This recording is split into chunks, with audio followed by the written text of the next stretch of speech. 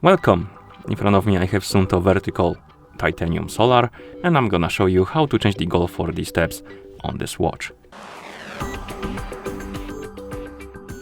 First we need to press the lower button to open the widget panel, and here we have the list of widgets basically. Scroll through the list of widgets and find the widget called calories or steps and calories. Yeah, it's steps and calories. Once you find this widget, tap on it, then scroll down, and at the bottom you will see settings, and here we have steps and the target. Tap on the steps target, and here you can change the goal for the steps by swiping up and down and then tapping on the one you like. And you will see that the target changed. And if you go back by swiping right on the screen, you will see the watch face.